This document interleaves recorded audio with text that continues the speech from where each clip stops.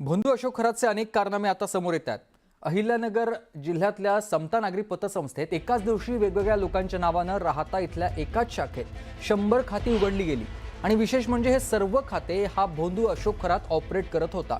गेल्या काही वर्षात तब्बल 60 कोटींपेक्षा जास्त रकमेचे व्यवहार या खात्यावरून करण्यात आले असून भोंदू खरातनं आपल्या सानिध्यात असणाऱ्या लोकांच्या नावे हे खाते परस्पर उघडली असल्याचं आता शिर्डी पोलिसांच्या तपासात समोर येत आहे।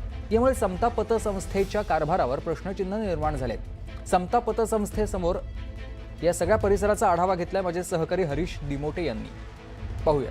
भोंदू अशोक खरातच्या प्रकरणामध्ये अहिल्यानगर जिल्ह्यातील समता पतसंस्था आणि सिन्नर येथील जगदंब पतसंस्थेचा कारभार या निमित्तानं चर्चेत आलाय आणि यामध्ये अनेक खातेदारांच्या नावे खाते उघडली गेली आणि त्यातून कोट्यावधीचा जो व्यवहार केला गेला असं समोर येत आहे। मी आता राहता येथील समता पतसंस्थेच्या समोर आहे। ही जी शाखा आहे राहता येथील, या शाखेमध्ये 2021 साली एकाच दिवशी 100 लोकांचे अकाउंट उघडले गेले आणि या सगळ्या अकाउंटवरचा जो व्यवहार आहे हा करण्याचा अधिकार या एकट्या भोंदूला होता।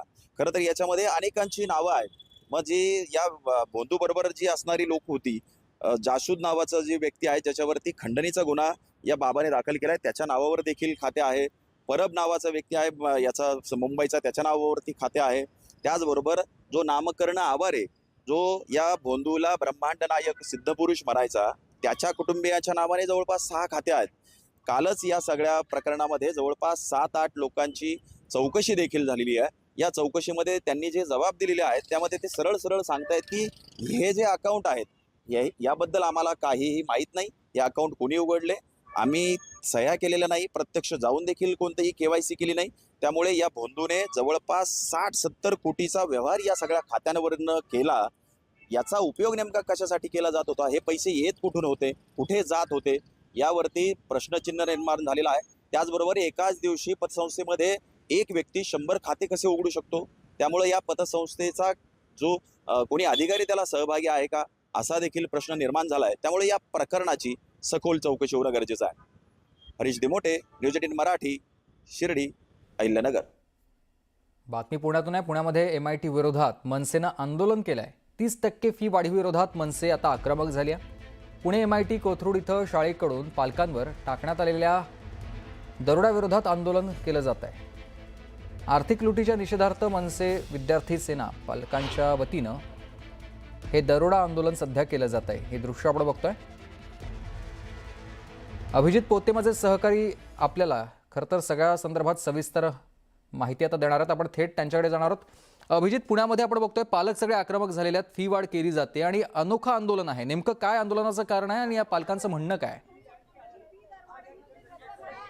सुमित, पुण्यातल्या कोथरूड परिसरात असणाऱ्या MIT कॉलेजनं पालकांना कुठलीही सूचना न देता किंवा पालकांना परवानगीत न घेता भरमसाठ फी वाढ केल्याचा आरोप महाराष्ट्र नवनिर्माण विद्यार्थी सेनेकडून करण्यात आलाय आणि याच मुद्द्याविरोधात खरं तर जी फी वाढ झाली ती अन्याय पालकांवरती करणारी आहे असा आरोप करत पुण्यातल्या MIT कॉलेजच्या बाहेर मनसेनं मोठं आंदोलन जे आहे ते गेल्या अर्ध्या तासापासून सुरू केले। सोबत काही पालक देखील आहेत। खरं तर मनसेकडून आधी अनेकदा नोटिसा या कॉलेजला देण्यात आल्या होत्या असं या कार्यकर्त्यांचं म्हणणं आहे, पण आम्हाला न विचारता किंवा पालकांना विचारात न घेता हे सगळे फी वाढ केल्याच्या विरोधात ठिय्या आंदोलन या सगळ्या कार्यकर्त्यांनी कॉलेजच्या परिसरात सुरू केले। मोठा बंदोबस्त जो आहे तो लावण्यात आलेला आहे। आपल्यासोबत काही पालक आहेत, आपण त्यांना विचारणार आहोत काय नेमकं काय काय मागणी आहे तुमची? आम्हाला जी ही फी त्यांनी खूप वाढवून ठेवलेली आहे, पहिला तर ती रद्द झाली पाहिजे।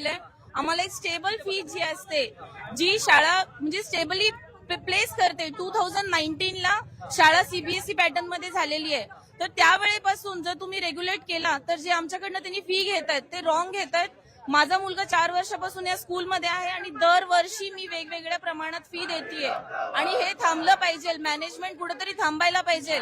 बोलणं झालं होतं का तुमचं? आमचं मॅनेजमेंटशी बोलणं झालंय, आम्ही त्यांना लेटर दिलं होतं, रिक्वेस्ट केली होती, पण त्याच्यावरती त्यांनी कुठल्याही प्रकारचं लक्ष दिलेले नाहीत, म्हणून आज आम्हाला रस्त्यावर उतरायला लागतंय। आम्हाला MIT पाहिजे आहे। आम्ही MIT फीस वाढवली नियर अराउंड 30% दरवर्षी वाढलेली आहे फी।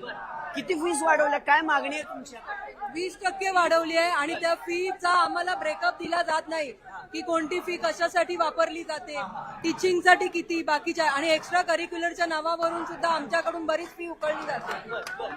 काय खरं तर फीस जी वाढवली आहे ना ती पालकांना घेतलं नाहीये विचार असं बोललं जाते. आपल्यासोबत मनविसेचे काही कार्यकर्ते आहेत, आपण त्यांच्याशी देखील जाणून घेणार आहोत. काय तुमची नेमकी मागणी आहे? तुम्ही या सगळ्या खोट्या नोटा उधळताय. काय मागणी आहे तुमची? यांना नोटांचा आधार लागलाय, यांना नोटांशिवाय काय दिसत नाही. शिक्षण हा धंदा केला MITनी, विद्यार्थी आणि पालकांच्या खिशांवरती दरोडा टाकायचं काम केलेलं आहे.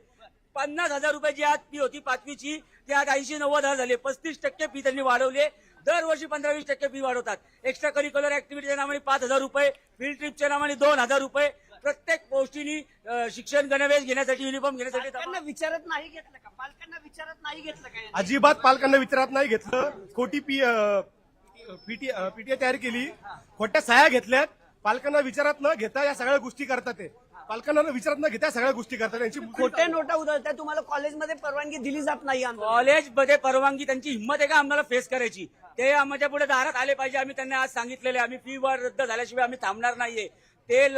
ते लाचार लोक आहेत, पैशाला लाचार आहेत, त्यामुळे त्यांना दाखवतो निदान पैसे बघा नाही या. आपण पाहतोय पैसे की बघा कॉलेजच्या या. बाहेर ठिय्या आंदोलन या सगळ्या पालकांसह मनविसेच्या कार्यकर्त्यांनी सुरू केलेलं आहे. आणि जोपर्यंत खरं तर नक्कीच या सगळ्या संदर्भात अभिजित तुमच्याकडून वेळोवेळी ताजी अपडेट्स घेणार आहोत. धन्यवाद तुम्ही दिलेल्या सविस्तर माहितीसाठी. तर वळूयात आता पुढल्या बातमीकडे. बातमी साताऱ्यातून आहे.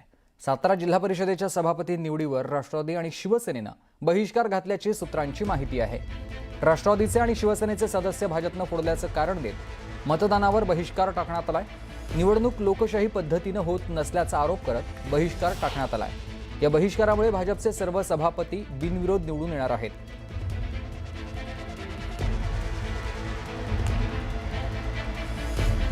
सचिन जाधव माझे सहकारी आपल्याला सविस्तर माहिती देतील. सचिन, खरं तर या ठिकाणी मगाशी सूत्रांची माहिती होती, बहिष्कार टाकण्यात आलेला आहे. मात्र काही आता 1-2 मिनिटापूर्वी राष्ट्रवादी आणि शिवसेनेचे जे सदस्य आहेत या ठिकाणी उपस्थित झालेले आहेत. मात्र ते काळ्या फिती बांधून या जिल्हा परिषदेच्या बिल्डिंगमध्ये दाखल झालेले आहेत. सगळ्यात महत्त्वाचं म्हणजे त्यांनी या ठिकाणी घोषणाबाजी सुद्धा केली, निषेध व्यक्त केला.